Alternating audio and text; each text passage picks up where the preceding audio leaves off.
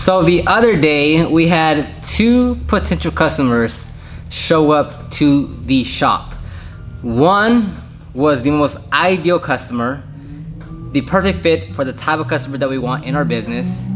The second customer was the most absolute rude, arrogant, the exact type of customer that we never want to do business with. So in this video, I'm just gonna compare and contrast what it means to go after the right type of customers and why you should stay away from certain customers, or at least have a better idea of the type of customers that you want in your business. This isn't gonna be direct, what we're doing is not gonna be directly applicable to you, but it's just a general concept of you want the right type of customers in your business. So the first potential customer name is Johnny.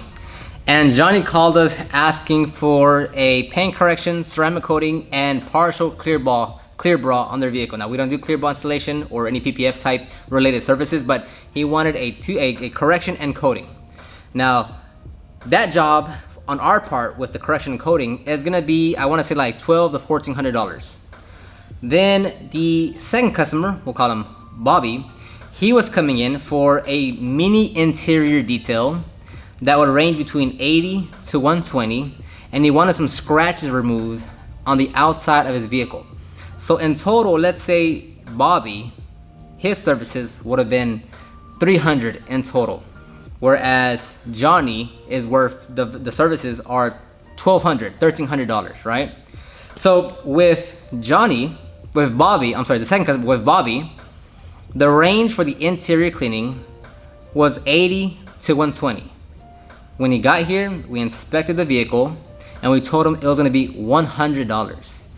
And immediately, he started being very, very, very aggressive, saying, why does it have to be on the higher end? It's not that bad. Why are you gonna charge me more? Shouldn't it be like 80? Come on, man, just do it for 80. Do it for 80.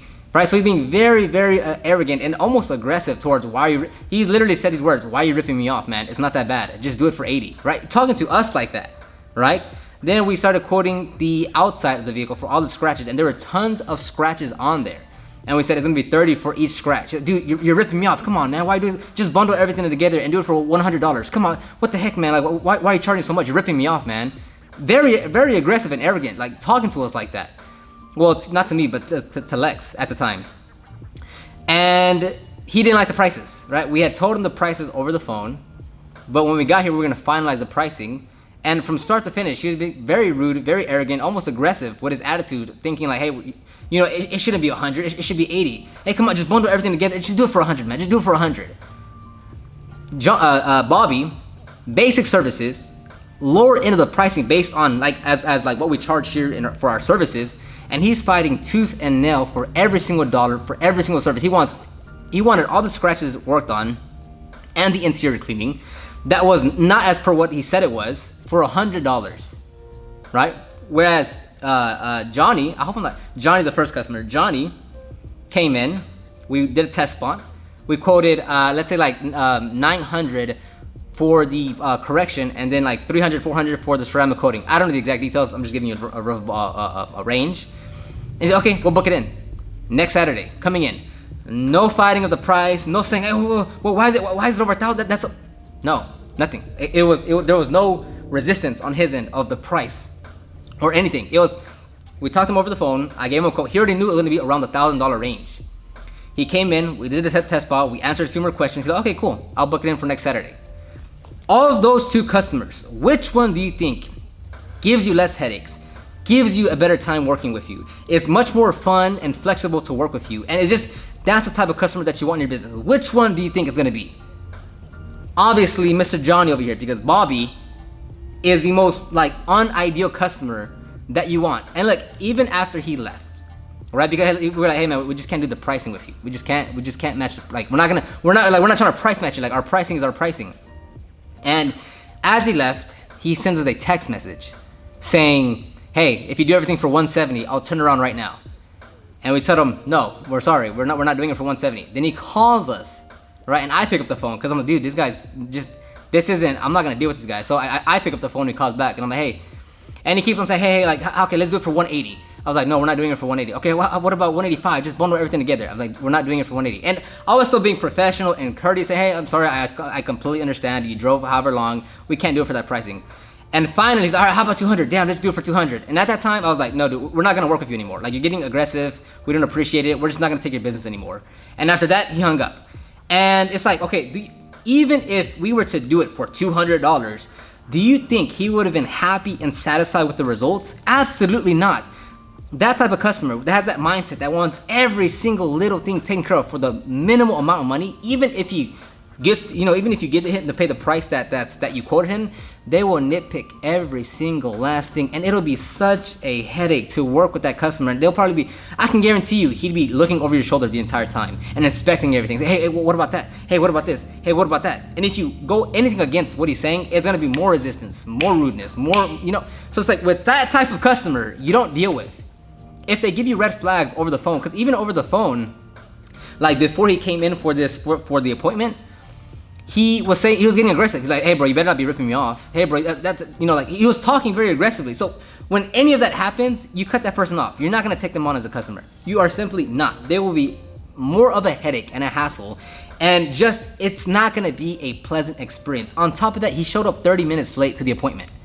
So not only was he rude over the phone, not only was he 30 minutes late, but then he pulled that whole stunt afterwards. I said, no, like, we're not gonna take on your business. Like, I'm not gonna deal with you. I'm not gonna talk to you. I'm not gonna do anything with you because you're rude. You're being aggressive right now, and I don't appreciate that.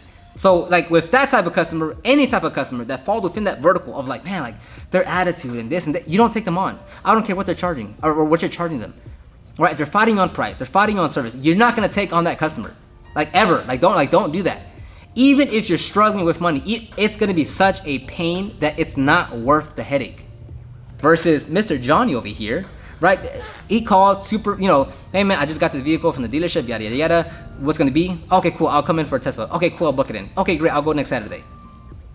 Which one do you think gets you to 10,000 a month, to 15,000 a month? Which one do you think is gonna help you grow your business? You want Mr. Johnny over here, not Mr. Bobby. Forget all the Bobbies, go for all the Johnnies. And not just for paying, but for any service, right? We have, I had another gentleman that I spoke to. We'll call him Victor.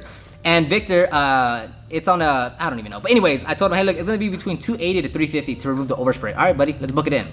No complaints, no restrictions, no resistance, no nothing. It was just, all right, buddy, that sounds good. No rush. You can do it next week whenever you want. Okay, cool. Book them in, no problem, no resistance, no nothing. They just, okay, cool. All right, book it in. Okay, cool. And that happens for most of our customers, right? We're charging $320, we're charging $280, we're charging $260, we're charging $240 for, interior cleanings and wash and waxes and stuff. All right, just book it in. Okay, that sounds good. All right, that's fine. Well, if you're focusing like, and I've heard this so many times, like on my videos, we're like, man, I couldn't leave my customer's vehicle like that because they'd want more of that. Like, how I leave a vehicle is not acceptable to their customers because they expect more. And I'm like, dude, if your customers expect more out of a condition of a vehicle like that, you have the wrong type of customers. If I take a vehicle from a 2 condition, right? Let's say on the interior, from a 2 to a 7, and then someone tells me, dude, like, you're lucky because I couldn't deliver those type of results to my customers. They expect more from me. And it's like, dude, if you're bragging about your customers expect more from you when it's that condition, and you bring it up to this level, and they're still wouldn't be satisfied about that, you have the wrong set of customers. Because that means you are probably overworking, you are doing so much more, and you're not getting compensated properly. Right? Which is why, like, we always say, hey, it's not gonna be perfect, but it'll be a significant difference. Hey, we're gonna go for 90% removal of the overspray. Hey, it's gonna be like 90% swirl-free finish, right? We never go for perfection. No customers ever want perfection, right? So that you have to understand which customers are gonna be the ones that you really want. A lot of you guys are dealing with the bobbies. Are like, oh well, he's gonna pay for it. Yeah, just bring him in, dude. It is such that's probably been the worst experience with someone.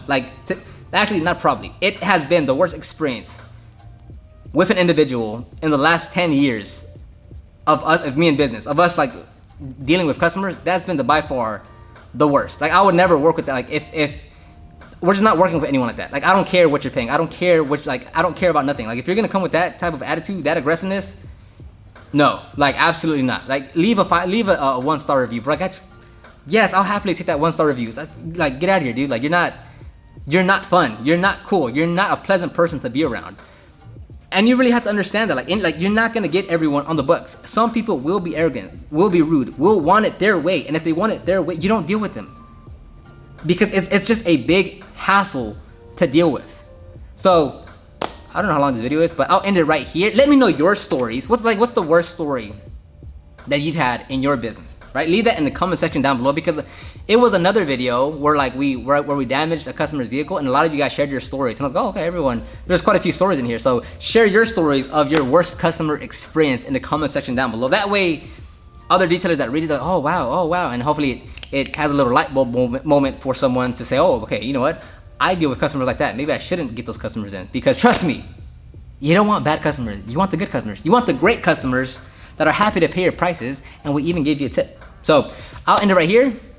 Check the description box down below for the ultimate guide to start your detailing business, to check out my podcast, the Detailing Business Class podcast, and then anything else, just check whatever's on there. All right, talk to you next time.